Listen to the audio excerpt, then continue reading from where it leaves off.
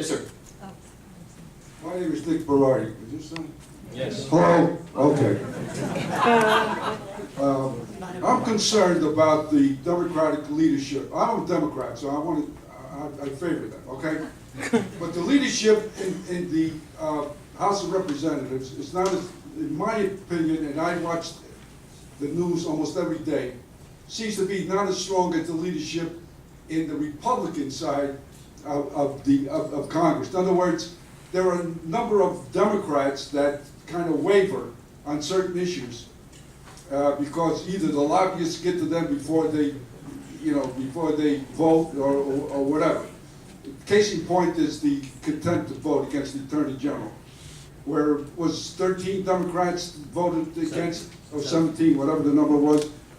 What's the problem here? I mean, is it Nancy Pelosi doing her job, or some of the other leaders doing her job right? I'm very concerned, because if we lose the House of Representatives again in this election, we're going to have a deadlock, a gridlock in Congress, and we're not going to get much of anything done anymore. It's politics, politics, politics, and lobby, lobby, lobby. So, and money, money, money behind all this stuff. And the average person, we're fed up with it, Yep.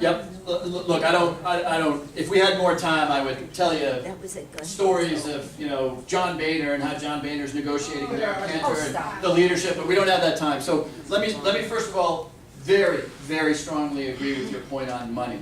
I've been in the Congress now for 3 years. It's arguably the sort of most partisan, angriest, toughest 3 years to have been in Congress.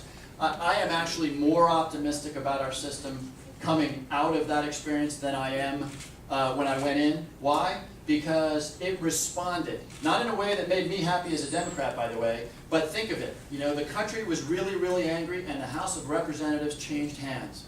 There was no street fighting. There were no Molotov cocktails. Talk about a flexible system that we should, again, I don't agree with the Tea Partiers on a lot of stuff that they say, but I am profoundly respectful of this flexibility of the system. However, the money is unconscionable. Citizens United, I think, is actually one of the gravest assaults on the concept of the integrity of our democracy I've seen in my career down there. We